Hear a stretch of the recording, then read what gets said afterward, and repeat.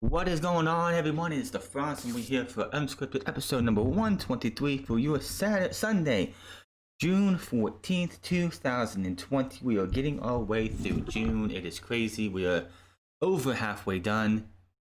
If you watched SmackDown on Friday, you saw a badass title match between AJ Styles and Daniel Bryan. But a couple of days before that, the big news, I think it was actually the day before that, or a couple of days ago. On the 11th, on June 11th, so yeah, a couple days ago, the big bomb was dropped. WWE announced that Paul Heyman is no longer in charge of WWE Raw. He is not on the creative team, he's not the executive producer, none of this shit. They're consolidating everyone back into one, and they're going to do and give Bruce Pritchard the keys to the business, except for, of course, everything still goes through Vince McMahon. Everything you see on TV, I don't give a shit. Everything you see on TV goes through Vince McMahon. Did Paul Heyman have his fingerprints all over Monday Night Raw? Yes. If it wasn't for Paul Heyman, guys like Apollo Crews would not be U.S. champion. Murphy would not be probably teaming up with Seth Rollins. Austin Theory and Angel Garza would both be in NXT still. Guys like that are in serious danger of losing their spot because Paul Heyman went to bat for them. He wanted them to be used. They are his guys. WWE sent Wrestling Inc. a statement noting that the company is consolidating both teams from Raw and SmackDown into one group, which, contrary to popular belief, this is what they were doing last year. There was a story that came out last year that the creative person or somebody who was a friend of the creative person ran into a radio show, a wrestling radio show, I don't remember who it was, and said that the creative team wished they were back to working as Raw and SmackDown separately because it was a lot easier to work as that. And then they consolidated and things like in 2017. Then the new brand split or the draft happened, and WWE was forced and told they had to have separate creative teams, one for Raw, one for SmackDown, because that's what Fox and USA wanted. Because we're still technically in a global pandemic and all this bullshit that we're going through, WWE has the ability to do all this. They can go and say, you know what, nothing's going the way we want it to, so we're going to consolidate everything and put one man in charge. My question is, what does Fox and USA have to say about this? Because they wanted to create, they wanted separate rosters, separate creative talents, separate executive producers. I'm pretty fucking sure USA is not happy because they wanted Paul Heyman. Fox wanted Paul Heyman too, but they got Eric Bischoff instead. Eric Bischoff was shipped out right after, 2 weeks after everything started on Fox, and they got Bruce Pritchard. And if you look how things are looking on Backlash, on Raw, you have Bobby Lashley versus Drew McIntyre for the WWE Championship, which is around a man who had one championship opportunity 13 years ago, in 2007, who wants to now get who feels like he should get another shot at the WWE Championship. You have a champion who will take on all comers and wants to kick everyone's heads off to be one of the best champions of all time. Whereas on SmackDown, you have Braun Strowman, the lamest among men, going up against two jackoffs. Two guys who just last week were playing jackass with Braun Strowman, blowing up bottles, sliming in a backstage interview, taking a baseball bat to somebody's windshield, which is what they should have did. That's making someone's life a living hell. Breaking their fucking car. Blowing up their protein shake. Are you kidding me? Slime? Are you childish? Come the fuck on. So you have two championship matches for most main roster titles. One that feels like it's a serious match, and the other one, which do you really buy Braun Strowman losing to, do you even buy Miz and Morrison as serious contenders? I know it's a play sort of because Bray Wyatt was off having a kid. He's on maternity leave because JoJo is on their second kid and he's going to help her around the house for right now. He'll be back probably for Extreme Rules or SummerSlam, hopefully Extreme Rules. But Heyman, of course, as we know, will no longer be involved in creatively, as the statement noted that Heyman will concentrate on his role as an in-ring performer. WWE named Eric Bischoff as the executive director of SmackDown in June 2019, while also appointing Heyman as the executive director of Raw. Bischoff was fired from the company in October and replaced by Bruce Pritchard. And then, of course, Paul Heyman met his fate today, or this week. Here's the thing. Every person who works in this type of position with Vince McMahon has an expiration date. Eric Bischoff was going to go first. No doubt about it, Eric Bischoff was going first. Even though the man has been out of the business for the most part, for the better part of, 5, 6, 7 years? I mean, the last time he did anything was in Impact Wrestling, and holy shit, that was terrible. But it's not fair to Heyman because you can't put the blame on him. Vince can put the blame on him. We knew this was what was going to happen. We knew when Vince McMahon named Eric Bischoff and Paul Heyman as executive directors of their brands. Who would be the ones to take the fall? Would it be Vince McMahon or would it be Paul Heyman and Eric Bischoff? It would be Paul Heyman and Eric Bischoff. Now, ratings for all major wrestling shows have fallen drastically since the coronavirus pandemic forced the promotions to hold tapings without real crowds in February or in March.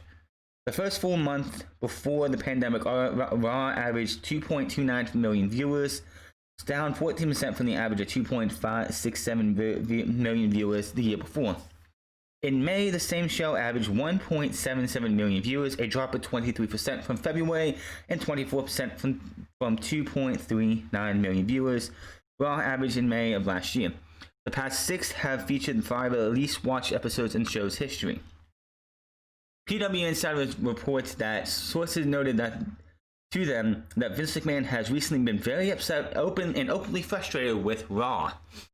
During the Q1 investors meeting, McMahon has asked why ratings were declining despite the company being the only live sport content on TV during the pandemic. Even though SmackDown ratings have also suffered, McMahon claimed that SmackDown ratings had seen virtually no change, while Raw has suffered because of all new talent on the brand who need time to get over.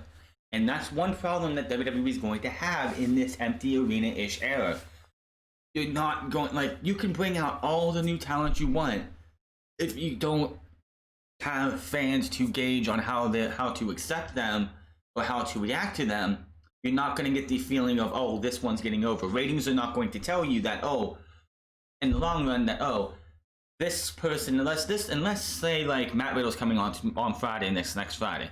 If Matt Riddle is in a segment, in one full segment, or one half an hour of that show, and the ratings dip in that entire half an hour, and when he finally goes off TV, they go back up. That will tell you that he's not going to draw. Or vice versa, if he's on there and that entire half an hour is up and then it just continues to drop after he leaves, that would give you a strong indication. But for a small 15-minute, 5-minute segment, that's not going to be enough to gauge if somebody is over with the crowd. You need the audience to be able to boo, cheer, or just stay silent. So there's no audience and that's a different show, a completely different show, Vince said. I think we're going to get there. While we may be able to take this a negative and already turn it into somewhat of a positive, which they haven't. As far as ratings and what have you have concerned, SmackDown has been no change, yada yada. We no longer have Brock Lesnar, but we have a new champion and a lot of new performers, so it takes a while, and he kept going and going. One of the things that Vince McMahon needs to fucking realize about Raw, with a lot of people out of jobs, the first thing that's going to go is cable, internet, and TV, cable and internet are going to be the first thing to go because that's a luxury. That's not a necessity. That's going to go first. What is Monday Night Raw on? Is it on a antenna? Can you plug an antenna into the back of your TV, put it to a window, and get Monday Night Raw on the USA Network? No. Fox, on the other hand, you can. I know because I use that for Fox. I might be watching Monday Night Raw on my phone because I have the Spectrum app. But when SmackDown comes on, I have one of those fancy square things that you put in your window that is somewhat of an antenna for me to be able to watch SmackDown if I want to, but you can't get Monday Night Raw that way. You can't get NXT that way. You can't get AEW that way. You can't get Impact that way, or any other wrestling promotion there is. So Vince McMahon being upset and pissed off because Monday Night Raw's ratings are down, it has to do with a lot of the fact matter is a lot of people are fucking stupid. If it's because of people rather watch news than wrestling, those people are stupid. Because the news is not going to tell you what you want to hear. They're still going to tell you what you want to hear, not what is the truth. So stop watching the news, find other things to watch. If the news shows go down, which they have, some of them have gone down. This past Monday's ratings were low, but it wasn't because of the news. It was because of 90 Day Fiancé. If you can't build a good enough show to outdo 90 Day Fiancé, that is bad. That is fucking sad. And that right there could tell you that even when the crowds come back, and we have crowds in the arena, that could tell you that nobody's coming back. The WWE Monday Night Raw is forever going to falter and forever be done. We don't know that yet because we ain't into that part of our lives where we're going to see crowds. Now, of course, Vince McMahon wants to blame others. Now, of course, the only reason these two were put in this position because Vince McMahon wants to blame others. That's always how it's going to be. What else can I tell you? Vince McMahon doesn't want to take accountability for everything that happens on TV. Even though everything that you see on TV, whether you love it or you hate it, goes through Vince. Take Friday. Vince McMahon must have been watching 2006 Monday WWE. Because in 2006, there was a feud between Shawn Michaels and Vince McMahon. And WWE decided to copy to a T the same exact fucking segment between Vince McMahon and Shane McMahon and Shawn Michaels from an episode of Raw, I don't remember the date, in which Vince McMahon came out and he wanted a urine test from Michaels. Michaels took it. Vince McMahon did a PSA. Shane McMahon did the "Say No to Drugs" site line that Sheamus did, and then of course at the end, Jeff Hardy, just like Shawn Michaels, threw piss into Sheamus's face. Well, you can say piss, but there's no fucking way. Again, that was piss. But everything you see is from Vince McMahon. No matter how much Vince McMahon wants to say, "Oh, it ain't me. Bruce Pritchard's in charge. Bruce Pritchard, it's all on him." No. Everything you see is done by Vince McMahon. Vince McMahon got rid of Paul Heyman for one reason and one reason only. Because Vince McMahon and Paul Heyman will clash over things because Paul Heyman wants to make the product better. Vince McMahon is set in his ways to go down, to drag the company down. Whereas Bruce Pritchard will do what Paul Heyman won't do. Vince McMahon comes out with something like, "Yes, sir. Yes, sir. That's awesome, sir. Yes. That's all Bruce Pritchard will do. He will say yes to every fucking thing that he says, and that is what you have to deal with. What can we do? Just sit there and watch how if you see Aleister Black, you see Cedric Alexander. Well, Cedric Alexander and Ricochet haven't done shit. You see Apollo Crews. If Apollo Crews loses on Sunday, it's because Paul Heyman's not there anymore. If the Monday Night Messiah drops Austin Theory and Buddy Murphy and he goes off on his own, it's because Paul Heyman's no longer in charge. Now, next Monday is taped. This coming Monday, tomorrow is taped. So, any major changes we will see to especially the Seth Rollins and Buddy Murphy and Austin Theory group won't go into effect until next week. So, very small things will start being changed. Bobby Lashley could be WWE champion because Drew McIntyre was a Paul Heyman guy, even though apparently Vince McMahon really likes himself some Drew McIntyre, so he could be safe. But I fear for any of those guys out there who were getting a little bit of shine. Why? Because they had Paul Heyman in their corner, and Paul Heyman would go to bat for them. And now that Paul Heyman is gone, who is there to go to bat for them? Because Mr. Brother Love, I love you, will kiss up to Vince McMahon and not go for. Well, he'll back Vince McMahon before he'll back the talent.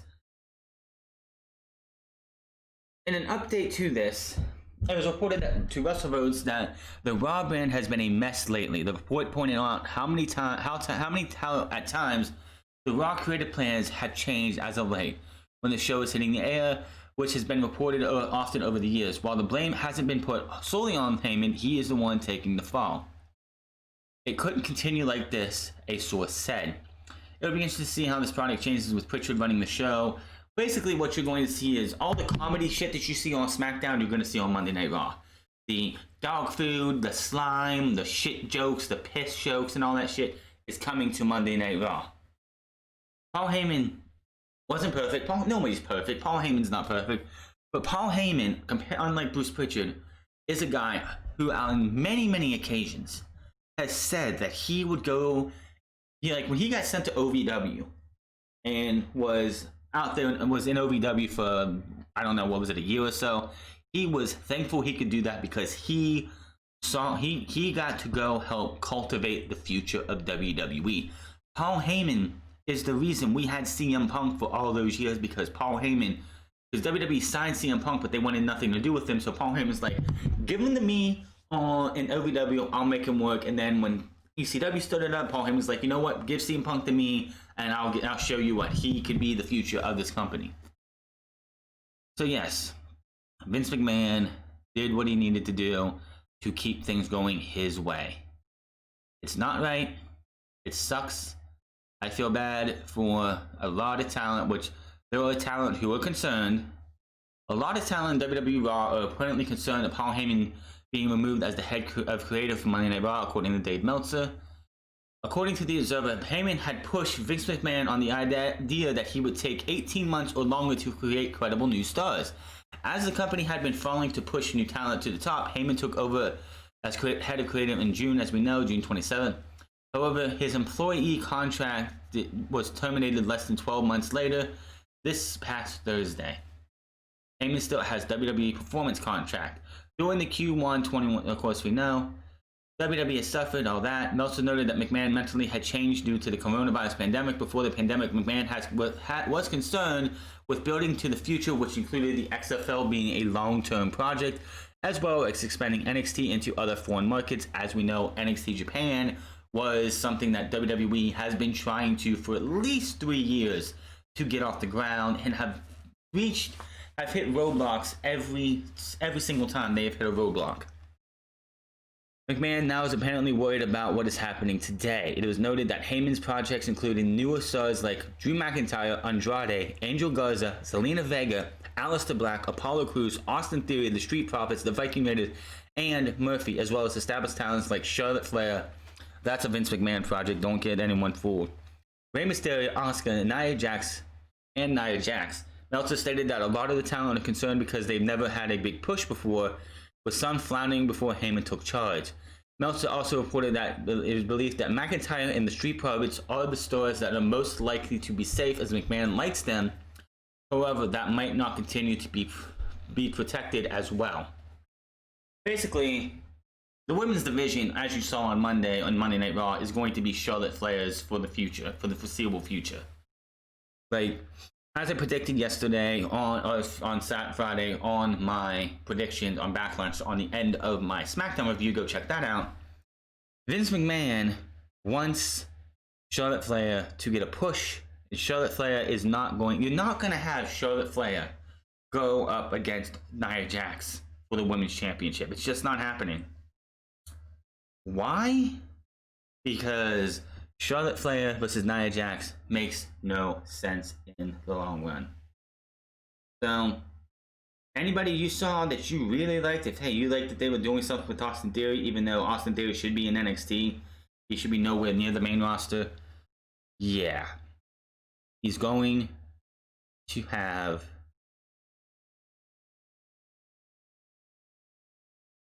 it's just gonna be bad. Now tonight is Backlash. And with Paul Heyman being out, things are gonna change. Under Heyman, Raw saw many stars given opportunities, as we know. Well, it seems like the pushes of these many stars may already be over, as two of Paul Heyman's projects had their Backlash bumped to the pre-show on tonight's show. According to the Wrestling Co., Andrade vs. Apollo Crews for the United States title will now take place on the pre-show. I kind of figured that's where it was going anyway. While it's hard to say that match would have been on the Kicker show if Paul Heyman was still in charge, it's pretty safe to say that it's unlikely he not want two stars that he is trying to push on the bigger stage. It also appears that the Vince McMahon changes have not stopped there, as the report claims that McMahon has changed the match for both Raw and SmackDown side things with the weekend show. It was told this morning that McMahon has already made a change to the finish of one match, and some ideas were planned for other matches have also been scrapped or tweaked. I was told that there were changes made to the SmackDown side too, but most of the scrapped ideas from the Raw side, which basically means everything that Paul Heyman had set up for Monday Night Raw coming out of Backlash is done. It's dead. It's getting scrapped. So basically, Vince McMahon is doing everything that he can to erase what Paul Heyman did for the guys like Apollo Crews, Murphy, Andrade, and more. I feel bad for Monday Night Raw's talent. And Vince McMahon and WWE are letting people go who want to go. Here's my thing. If you want to take my push away and you want to throw me out, then fine, I'm leaving. I don't want to come back to this company because you are a senile old fuck who doesn't give a shit about your young talent. You want to push Charlotte Flair like you did Roman Reigns for so many fucking years. You want to continue to push garbage after garbage after garbage. You can't keep pushing the same talent because you turn people off on them. It's just ridiculous. Now, as I ended, what is the USA Network going to be saying about this? Because they wanted Paul Heyman to be head of creative. This was something that they wanted. The reason that Eric Bischoff and Paul Heyman were put in charge, quote unquote, in charge in the first place, was because the USA Network asked WWE to do something because the ratings were falling last year and WWE had no answers. So, let's see here. Several WWE stars reportedly, and we know that, putting members of the US Wrestling Observer Radio, USA Network are rather unhappy at WWE's decision to fire Heyman from his job in control of Raw despite the falling ratings. It appears as if they weren't consulted before a decision was made. Since 2020 started, Raw has been consistently enjoyable television, so fans are worried that we're going to be seeing the same, so more or less well-received angles from SmackDown over the last few months on Monday Night Raw. Yes, we are probably going to see that, but yes, I would not be surprised. But here's the thing. If the USA Network was as unhappy as it's being reported they are, they can do something about it. They can tell Vince McMahon, listen, you either hire Paul Heyman back, put him in that position again, or we'll cancel your show. We'll void your contract. We wanted him in that position to make sure this show was run the way we wanted, the way it could be run. So the ratings are falling because you don't have a crowd, and there's a lot of people who are cutting the cord or cutting out TV because they can't afford cable right now because they don't have jobs. It's not that hard to figure out because Vince McMahon is that fucking delusional. But of course, with him out of the picture, Vince McMahon can run the show he wants. This guy has got to go. Vince McMahon is just making things worse and worse and worse. Until WWE until Vince McMahon leaves, this company will never get better. That's all there is to it. Vince McMahon has got to go. Vince McMahon is the cancer to this company. Let's get off the Vince McMahon train for a minute here. WWE did have plans, if I can find it here, for Queen of the Ring. Queen of the Ring. WWE wanted to do a Queen of the Ring. Here's the thing. I'm glad they didn't do a Queen of the Ring, and I'll tell you why in a second. Let's see here. Brian Over has mentioned on the Wrestling Observer Live that it was believed that there would be planned to do a tournament this year. It was also mentioned this would not have been a Mae Young Classic. Here's a quote courtesy of Ringside News. A couple of days ago, we were talking about the Mae Young Classic and coronavirus and everything like that. I believe that the actual idea this year was a Queen of the Ring tournament, so not a Mae Young Classic, but a Queen of the Ring tournament. That is now off due to coronavirus. Had there not been a global pandemic, I believe we would have had the scene this summer and is the Queen of the Ring tournament. WWE has been going down the list of first of the female wrestlers in recent years. We have seen them participate in Royal Rumbles, Money in the Bank, ladder matches, Elimination Chamber, Hell in a Cell, and a version of King of the Ring would be the logical next step. Now, on paper, I would be fine with the Queen of the Ring because you have Sasha Banks, Bayley, before Becky got pregnant, Becky Lynch, Charlotte, of course, would have to be in there. Ruby Riott, Liv Morgan,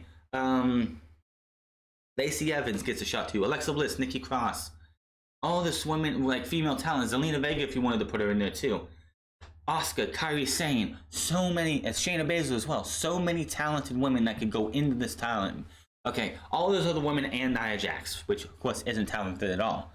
But you could have them go out there and WWE booked it right, could give you one hell of a tournament. Here's why I wouldn't want to see a Queen of the Ring tournament.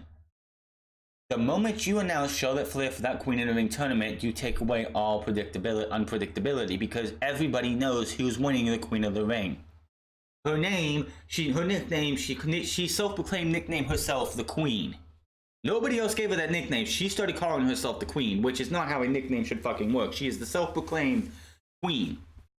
So, what else would you see? Charlotte Flair would win the Queen of the Ring, and then for the next year or whatever, she would be the rightful Queen of WWE, Charlotte Flair. Do I want to see Charlotte Flair go through a tournament and do what she does all the fucking time? Hell fucking no. If I had the option, I would never want to be put in that position to see Charlotte Flair being put in that. Like, give me a fucking break.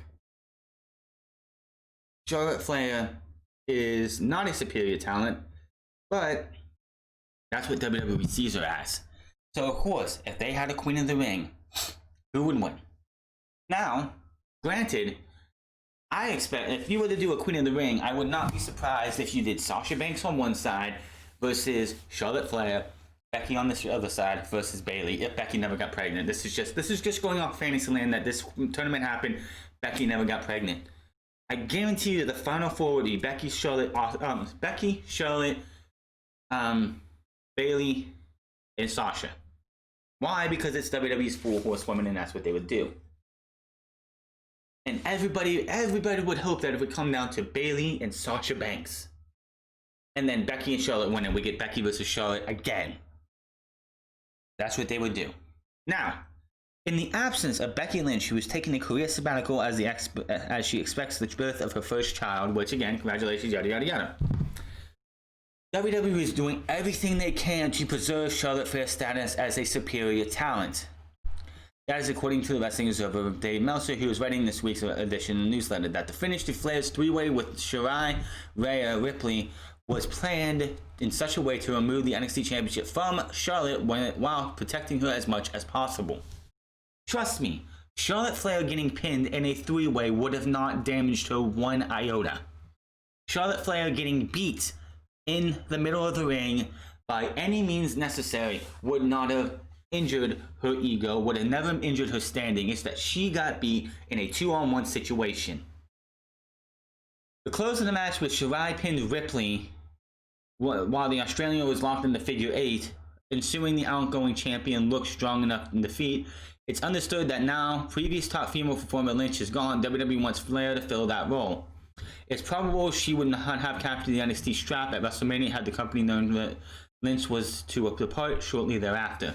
Actually, I think that's true. I think that's absolutely true because why would you, if they would have known that Becky Lynch was going into WrestleMania and was going to be leaving to be pregnant, she would have been like, guys, I'm done after WrestleMania for about a year because I'm going to go get pregnant with Seth and we're going to go off to have a baby.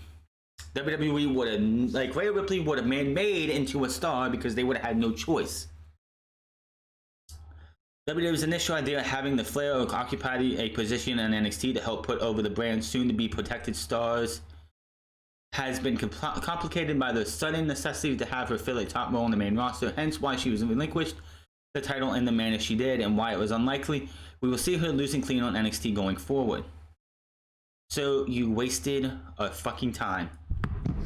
You took the chance to build Rhea Ripley. You took the chance to build and give Rhea Ripley the rub by beating Charlotte Flair at WrestleMania, which would have been the biggest spot for this woman. Instead, her momentum, all the momentum she built over the entire winter and winter of last year, going into this year, in the spring, going into WrestleMania, was stalled because you had to give Charlotte Flair, I'm not even calling that, Ric Flair's daughter the championship because you had to make sure Ric Flair's daughter was there to try and help put over the talent. She didn't put over anybody. Rhea Ripley put over Io Shirai. Io Shirai should have been pinning the champion. It would have been so much simpler to have Ric Flair's daughter get hit with the Acai Moonsault, taking the pinfall and losing, because then that would have set up a chance, because if she's leaving and not going back to NXT, you have Ric Flair's daughter take the moonsaults. She gets pinned. Rhea Ripley has a grip that, hey, I didn't get pinned in that triple threat match. Me and Io Shirai have an unfinished business because I may not have won the match, but I didn't lose the match, so I should be #1 contender. Now, if you had any steam on Rhea Ripley coming out of WrestleMania, going in to take over in your house, it was all evaporated by having her get beat by Io Shirai.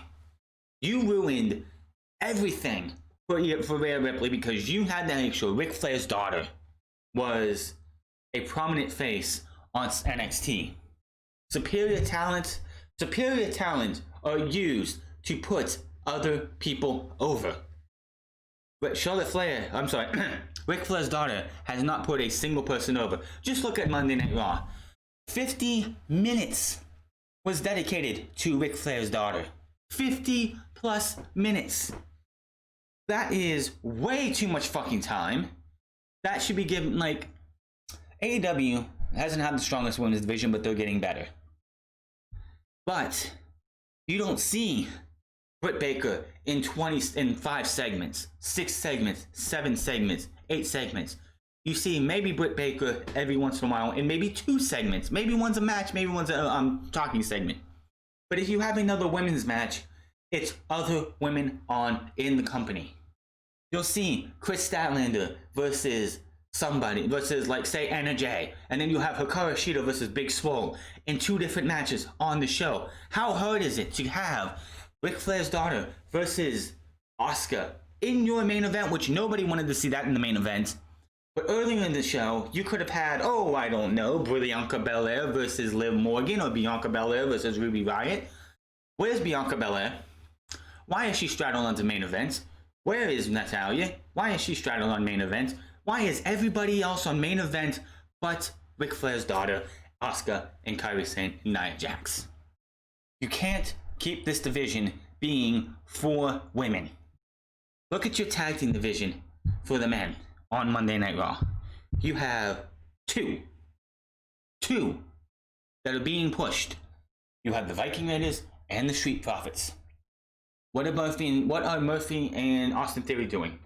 They're being Seth Rollins' lackeys, but they're not doing anything else. They could go out there and beat the hell out of the Street Profits and try and take those tag team titles. Bobby Lashley and MVP could be another set of guys who get turned into a tag team. Speaking of MVP, he, of course, was at one time a producer backstage. And he had it on, I'm going to say this, I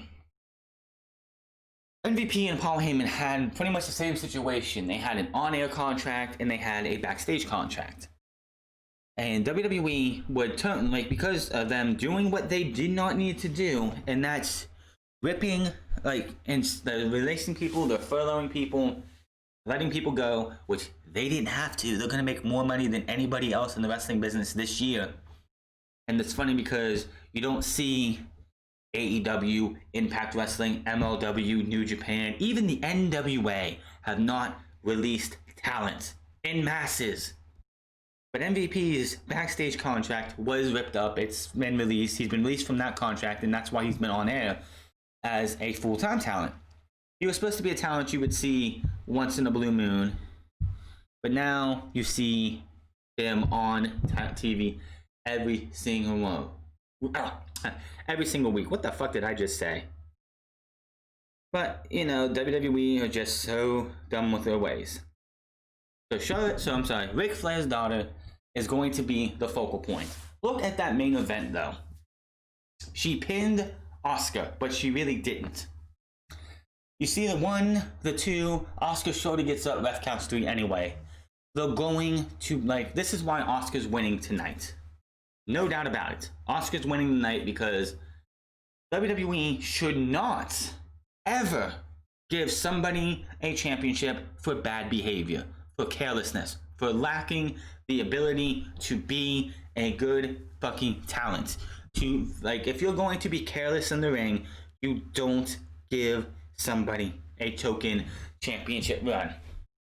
And again, why I said it's going to happen this way is because they're not going to go and put Charlotte Flair against Nia Jax, Ric Flair's daughter, and Nia Jax in a title match. Why would they do that? Because it doesn't look believable, and they want to build off this supposedly this great rivalry between Asuka and Ric Flair's daughter. It's not a rivalry if one side's not getting any wins. It's just absolutely ridiculous. Now, speaking of the very resistant, like call it the irresistible force, and I can't even fucking go with the name and like go up against that. Nobody wants to be around her. Nobody wants to wrestle her. Somebody actually tweeted this, told Brian Alvarez that she should be fired. She decided to be on, I think she was on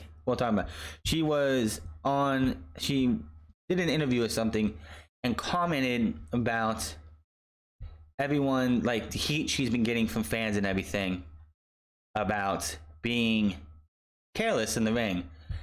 If I can find it here, we'll get into it. There we go. This woman is absolutely fucking delusional. Nia Jax spoke with Alice McCarthy on Talk Sports to promote Sunday's Backlash pay-per-view. Jax will challenge, of course, Asuka for the championship, which she should not win. Jax praised Asuka and said she's ready to take the title for her. She asked about how excited she is to have a big opportunity against someone as talented as the champ.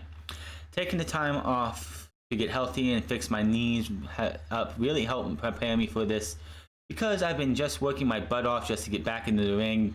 Really? Working your ass off to get back in the ring? Really? You haven't changed one bit.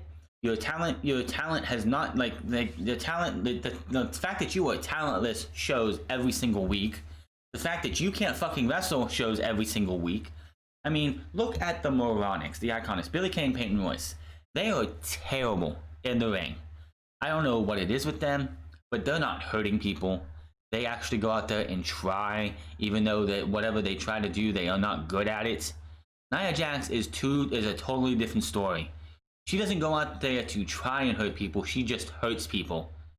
It's like she doesn't have any talent in her at all. Asuka is one of the best competitors I've ever had the pleasure to work with. She's such a pleasure to get in the ring with, and every time I'm in the ring with her, I learn more about Nia Jax's character and what she's capable of. So I'm really excited about Sunday and what we're going to be able to do in the ring.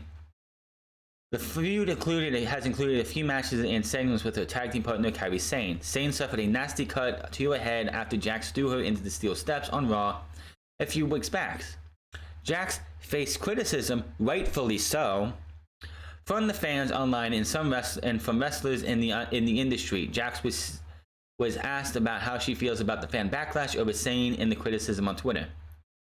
Here comes her delusion. I feel that like every person on character who would say, oh, whatever they say doesn't bother me, are kind of lying. Because I am working there for the approval of an audience. Whether it's hating or loving, I want the reaction. So when you're on Twitter and you see it constantly, it can definitely get to you a little bit. It's like, wow, all I see is negativity. But when I step back and actually immerse myself in the WWE universe, like when I see the crowd and fans, I know that just a small, very delusional to say this, a small percentage of Twitter who have nothing better to do than to hate on somebody. The fans in real life are so welcoming, so giving, and so understanding. I've had nothing but positive feedback from them, and I'm super grateful for that. Oh, really now? I'm very fucking sure. You know why people don't say anything to your face is because they know if they do, you'll fucking sit there and you'll cry like a little bitch and you won't do a damn thing about it. They don't want to hurt your fucking feelings. You are terrible in the fucking ring. You have no business to be in the fucking ring. All you do is hurt people. I would not want to be in a match with her whatsoever if I was Asuka. Asuka, I would, like I said, the match needs to go like this. The bell rings, Asuka kicks her in the knee, Asuka kicks her in the head, Asuka kicks her in the head again, puts her in the fucking armbar, makes her tap out, ends the match in less than 30 seconds. That's all it needs to be.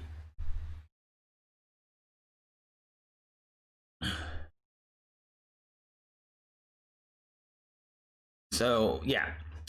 She is delusional as fuck. She honestly thinks that people are welcoming to her, that people are like, no, sorry bitch, you are terrible in the ring, you have no business being in the ring, and you need to be gone. Moving on from the worst case scenario of the women's division to what the worst case scenario for WWE was going to be had he not had knee surgery. WWE's plan for Drew McIntyre was not Bobby Lashley, it was Jinder Mahal. Jinder Mahal was reportedly scheduled to feud with Drew McIntyre for the WWE Championship. Mahal revealed earlier this month that he underwent another knee surgery in Birmingham, Alabama. He would just return in April after being out of action for almost a year for a knee injury. Mahal noted in an Instagram post on surgery that he had to go under the knife to fix some knee issues and that he will be back stronger than ever. Mahal's most recent surgery was originally scheduled to be a minor operation, but the damage ended up being more significant than expected, according to the Wrestling Observer newsletter. Regarding the planned Mahal vs. McIntyre feud, the Observer reported there are talks of doing the match due to the lack of top heels. The idea is that they would still have a storyline of McIntyre and Mahal being former tag team partners, but that would not be a long-term feud. There's no word on when Mahal is back in action. McIntyre says, of course, to defend his title against Bobby Lashley tonight. That would have been awful. And didn't we hear reports like right before he said, hey, I had to go under the knife, so I'll be back later. Didn't we hear reports that they were having Jinder Mahal be a babyface?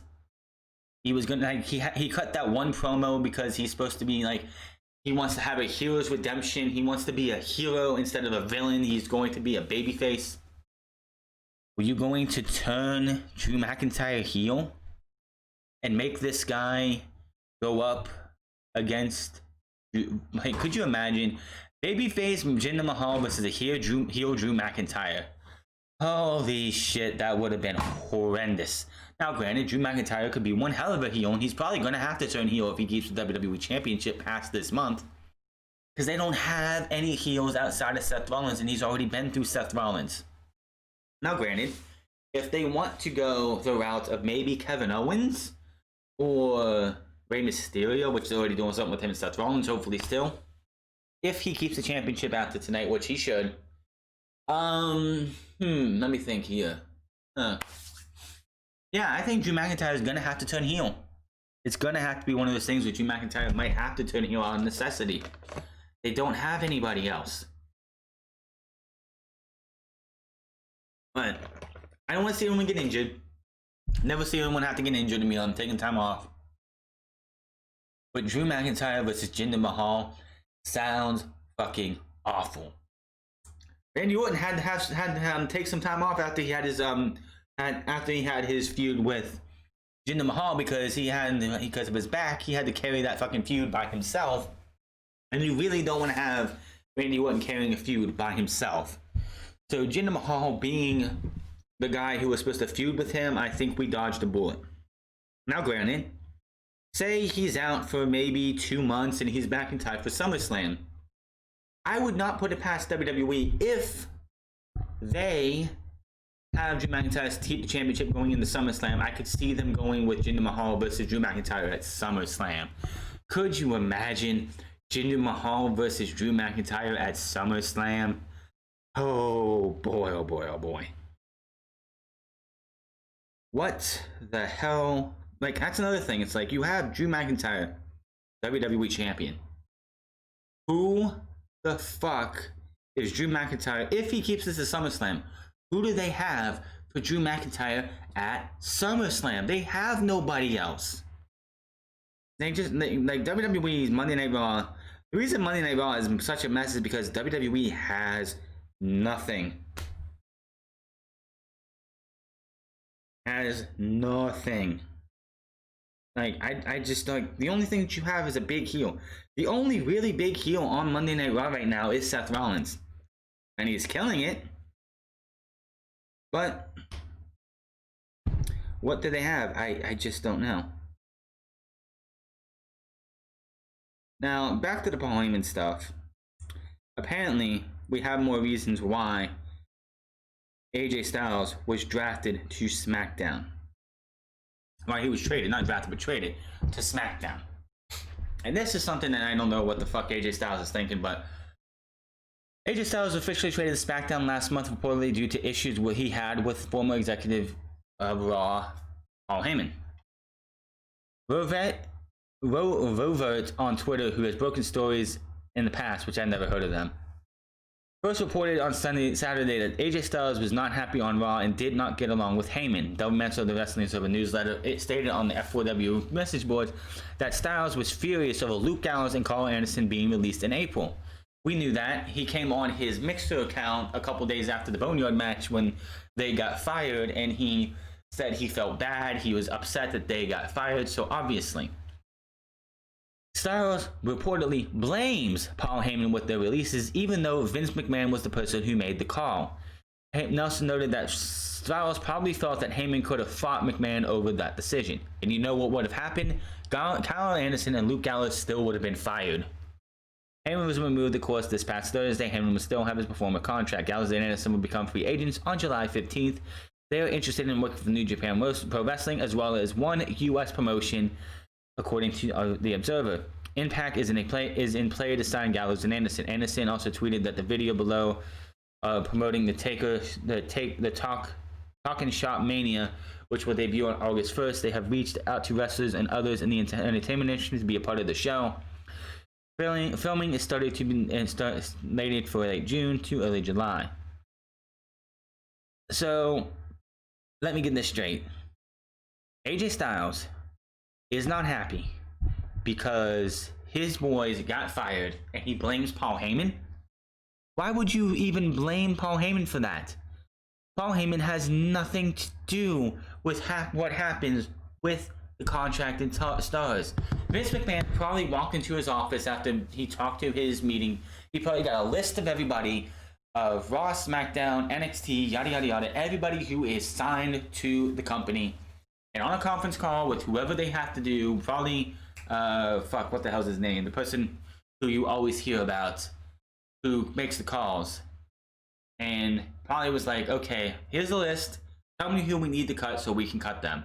And Vince went down that list and just picked who got released. And that's all.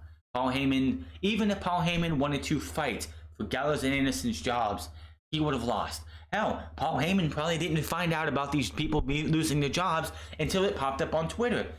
Because that's how Vince McMahon goes. So how are you going to blame Paul Heyman for something that he had no control over? That's what I don't get. If that's the only reason he didn't get along with Paul Heyman, then that's fucking stupid. So you wanted to blame somebody who had no control over who stayed and who goes in the grand scheme of things. That's on you, AJ Styles. That's not on Paul Heyman. You shouldn't be blaming somebody just because of the fact that you think that, hey, if he would have fought for my boys, they would still be here and the OC would still be a thing. Guess what, AJ? It's not how that works. Vince McMahon makes the call. And then, of course, I'm pretty sure Drake Maverick signing his contract again was just another fuel to the fire for AJ Styles, disdain for like hatred or upsetness with Paul Heyman and blaming Paul Heyman, because it's like, hey, look, Drake Maverick got his contract again. Why was he able to come back? Why was he able to keep his job in a sense while Gallows and Anderson got fired? The reason Gallows and Anderson got fired and AJ Styles can think any other reason is because Gallows and Anderson wanted to leave before AJ Styles talked him into signing the 5-year deal. Even Anderson, I believe, came out on Twitter and said that they signed those deals last year, those lucrative 5 years deals, and they know now that that was a mistake. They should not have signed those deals, because if they wouldn't have signed those deals, Gallows and Anderson would have had a couple matches in New Japan Pro Wrestling. They probably would have been at Wrestle Kingdom this past January, and maybe even in AEW or Impact Wrestling or Ring of Honor. Instead, they got stuck with WWE for another 4 or 5 months, 6 months, and then they lost their jobs. So the fact that he's going to sit there and say that, hey, this is Paul Heyman's fault. It's Paul Heyman's fault that he didn't fight for them. When Paul Heyman had no control, like I said, Vince McMahon probably sat in his office with a full list of everybody who works here and went off the list and says, stays, you're fired, stays, you're fired, stays, you're fired. And Gallows and Anderson just were on the chopping block. Another reason why people got fired is because a lot of people, like the people who got fired, if you notice them, were like Rusev, who couldn't wait for his contract to come up. He was in the middle of negotiating a contract and they were at an impasse. So WWE was like, you know what? Cut the fat, we don't need him.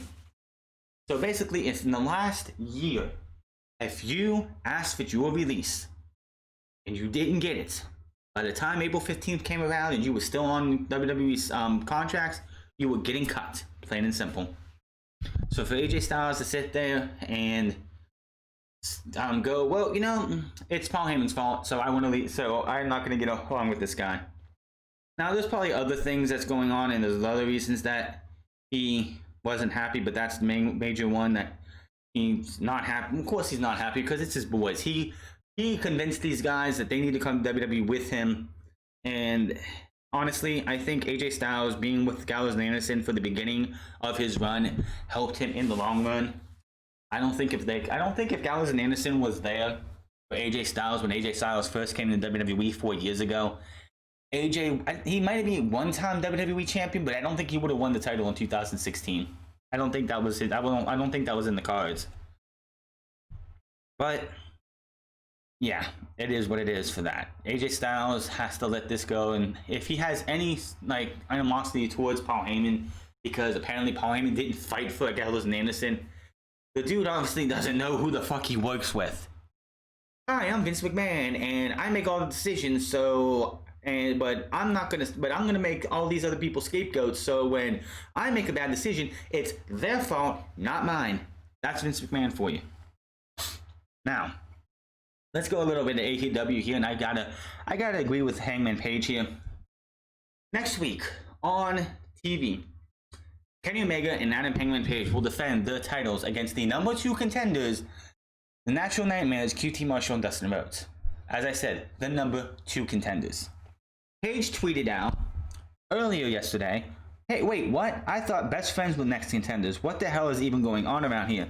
A man tried to cut my head off with a hacksaw last week. Of course, that was from Jimmy Havoc. CEO and president of AEW, Tony Khan, replied to Hangman Page's complaint with his opponents not being best friends. Khan replied, you're defending versus the number 2 contenders, the undefeated Natural Nightmares, on Wednesday, which, by the way, the Natural Nightmares haven't beaten anybody. I love the fact that Cody Rhodes last year said that wins matter as well as quality of wins. Yes, the Natural Nightmares are undefeated. Who have they beat? Lee Johnson and all these other teams of jobbers on Dark? Have they beaten an actual tag team and I mean a legit tag team, no. And then the winner of the chance will defend the Fighter Fest versus the number one contenders, Best Friends versus and versus like the winners of the Best Friends versus Sammy Guevara and and Chris Jericho. Lots of great tag teams. Good luck. After the first reply, Hangman Page replied with turn off comments or replies. Tony, that's good job burying your this entire idea of the ranking system. How the fuck are you going to have a ranking system and the number 2 contenders, who aren't the number 1 contenders, getting a title shot? Now I know you put a match out there having Kip Sabian and them winning, and Kip Sabian and Jimmy Havoc, they won a match to get a title shot. That's one thing. What have the Natural Nightmares done for a title shot? I don't give a fuck if they're the number 2 contenders. You had a number 1 contenders match between the Best Friends and everything. Was it Private Party, with the winners going on to face against the tag team champions. In the interim, we had Kip Sabian and Jimmy Havoc get a tag team title match, and this week we have the Natural Nightmares get a tag team title match. Why? How? Like, that's just fucking stupid. And on top of that, we might not even see the Best Friends at Fyter Fest get a tag team title match. Why? Because they could lose this to Sammy Guevara and Chris Jericho on Wednesday, making that entire match between Private Party and the Best Friends pointless. This is garbage. This is WWE style garbage. I don't think the Best Friends are going to lose the title shot, because Orange Cassidy is going to get involved or be a part of this entire thing, fucking up the match between the Best Friends and the Sex Gods, costing the Sex Gods, and that's going to lead to a match between Chris Jericho and Orange Cassidy. But why would you book this shit like this? This is the kind of shit we don't want to see in our fucking wrestling show. Like, you're going to make this fucking ranking system and say, oh, this is going to be important. Quality of wins are going to be important. Yes, I know the Dark Order were not around. Stu Grayson and Evil Uno just made their return on Wednesday. And yes, they were the number 1 contenders for a long time, but they weren't around to be able to capitalize on it. But it doesn't mean that you go, well, Natural Nightmares have faced off against bums, so we'll give them a tag team title match. No. That's not how this works. That's not how this should work. The fact that you're going to go out there and tell fans that we're going to do wins are going to fucking matter, and then you're going to have Cody say, well, quality of wins matters too, and then the Natural Nightmares haven't had a quality win yet because all they have faced is jobber tag teams. What is the fucking point of your goddamn ranking system? You make this ranking system pointless with all this booking of the tag team title match coming at Fyter Fest. Because the number 1 contenders, if they lose on Wednesday and the champions lose, then you just make everything pointless. Because the Sex Gods, who I believe are the number 4 or 5th team in the entire ranking system, could be number 1 contenders like that. Like that. Are you kidding me? This is the garbage you need to stay away from. If you're going to do wins matter, quality of wins matter, you have a ranking system, you have records, that's fine.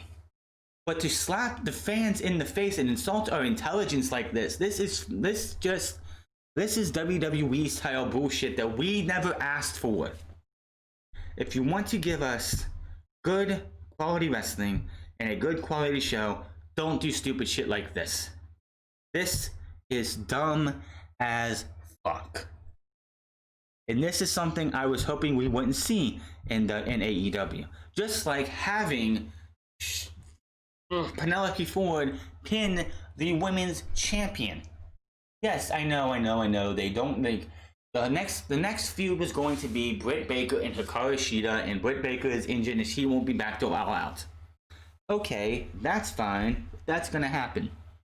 You could have had, because For some reason, Yuka Sakazaki, who hasn't been seen because she's probably in Japan still due to the pandemic, you have Nyla Rose, Nyla Rose, Chris Statlander, Penelope Ford, because Britt Baker's injured. You have those three women in a triple threat match. A triple threat match next week or the week after, because there's 2 weeks before we get a Fyter Fest. You have those three women in a triple threat match. The winner goes on to face Hikaru Shida at Fyter Fest, and you get your number one contender that way. To have Penelope Ford use a championship to beat the women's champion just makes, especially if she gets the title shot, she is the number 5 contender coming out of this week's episode. She'll shoot all the way up. Why? I don't understand why companies think why wrestling companies think that you have to go lazy and go, well, we'll have our champion get beaten on title match. Just look at one on Friday. The New Day going into Friday, and they haven't announced it yet. And they'll probably announce it on the pre-show tonight. The New Day don't have a match at Backlash. Who is the number one tag team that they can think of on the day for the New Day? Usos are out being injured. The Miz and Morrison are off facing Braun Strowman. Let's have Cesaro and Nakamura beat the New Day 1, 2, 3 in the middle of the ring, clean as a whistle. I'm so tired of seeing lazy booking. So tired of it. Champions should not be losing on free television. You can, like I said before, I think I said it on Friday night. You can take the one, you can give an asterisk to Penelope Ford winning because she used the championship to be able to win. But that still doesn't take away from the fact that champions look weak when you have them lose non-title matches. You take the championship, this title that you're supposed to make prestigious, and you chip away at that prestige by having champions lose on free television in non-title matches. Oh, the SmackDown Tag Team titles are a joke. Do not make the Women's Championship on AEW a joke. You don't see Jon Moxley losing non-title matches. You didn't see Jericho lose non-title matches. Hangman Adam Page and Kenny Omega aren't losing non-title matches. Cody's not going to lose a non-title match because Cody will probably never have a non-title match. Titles need to have meaning. And the fact that you have a number 5 contender who hasn't been doing much except for, and that's something else with Penelope Ford they need to do too. There's too much of her and Kip Sabian. If it's a Kip Sabian match, it's Penelope Ford getting involved. If it's a Penelope Ford match, Kip Sabian gets involved too much. You don't need to do it every fucking time. Just like I don't really want to see Hikaru Shida versus Penelope Ford, because you know Kip Sabian's going to be out there to get involved every chance you get. It's okay to do it every once in a while, but to do it every single match gets a little over the board.